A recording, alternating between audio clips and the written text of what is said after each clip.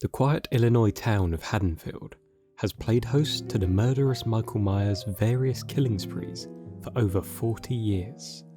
Over the years, the psychotic shape has demonstrated various levels of power and mystique, from resilient human in 1978 to an all-out supernatural being in an alternate 1990s timeline. But recent events in Haddonfield paint a version of Michael that blurs the line between the mortal and supernatural world.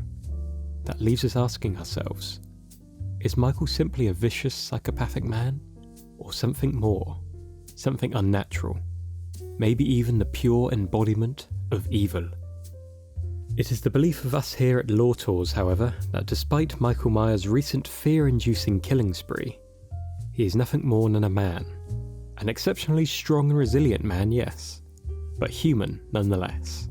And in this video today, we're going to dive into some of the reasons why we think this. As a quick heads up, there's going to be some spoilers in this video, for the original 1978 Halloween film, 2018's Halloween, and 2021's Halloween Kills. Now, the main argument against the idea of Michael Myers being simply just a man is the sheer amount of abuse he has taken in both 1978 and in his recent 2018 Rampage. We also can't forget that he's also strong enough to lift a grown man with one hand and to pin him to a wall with a knife, like one of those weird cardboard skeleton cutout things. I'll admit, these extraordinary physical feats are highly improbable for a regular human being to achieve, but not impossible. In the words of filmmaker David Gordon Green, Michael is capable of spectacular things, but not the impossible.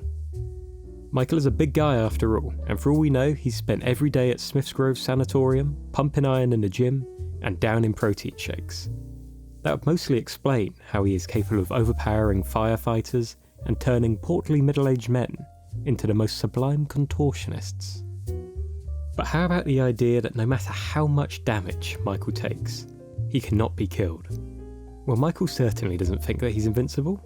We can see after falling into Laurie Strode's blazing inferno of a trap, Michael, knowing that even he is no match for fire, takes cover in Laurie's gun locker and shields himself from the fire with the locker's metal door. His salvation coming purely by chance when an unfortunate group of firefighters unwittingly provide Michael with an escape. Now, how about the multiple stab wounds and gunshots Michael sustains, I hear you ask? Well, perhaps the answer lies in a congenital insensitivity to pain.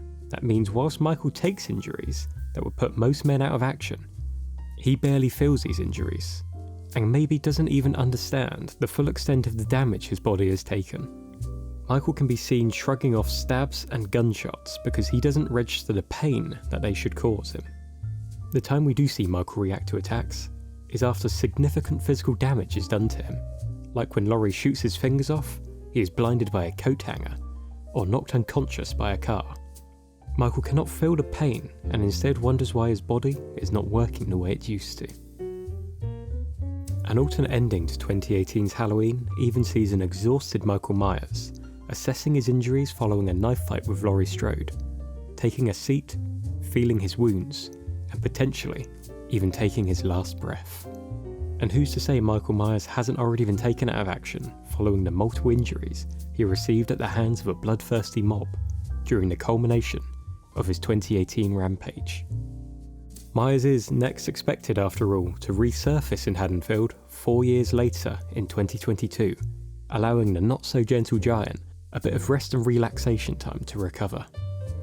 But assuming Michael is not an immortal superhuman, just how did he go on to completely destroy Tommy Doyle's mob after receiving this beatdown? By using fear. That is the true weapon of Michael Myers. In the words of Laurie Strode, the more Michael kills, the more he transcends. Now, this could be seen as Michael evolving with each kill into something inhuman.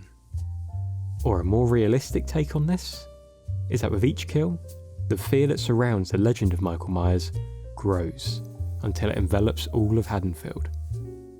This fear is what unites the town against Michael, but it also makes them vulnerable and lose their senses.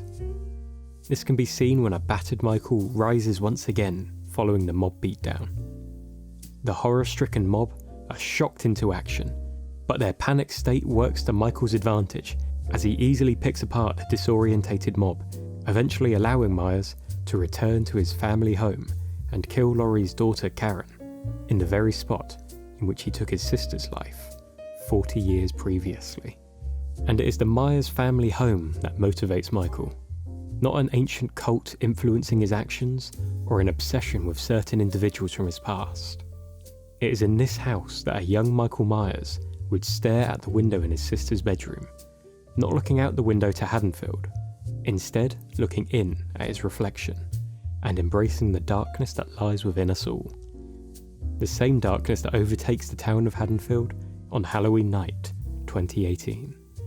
As stated by Officer Hawkins, Michael is just a 6-year-old boy with the strength of a man and the mind of an animal. He just wants to come home, and he's willing to kill anybody that he comes across on his way there. So is Michael an immortal, deadly killing machine, hell-bent on killing the citizens of Haddonfield, Illinois? In our opinion, no. He is simply a freakishly strong man, too immune to pain to realise the damage his body has taken, and he just wants to return home. But does it even matter what Michael truly is? To the people of Haddonfield, he is the embodiment of pure evil who blurs the lines between the mortal and supernatural world. That is what makes Michael Myers just so terrifying.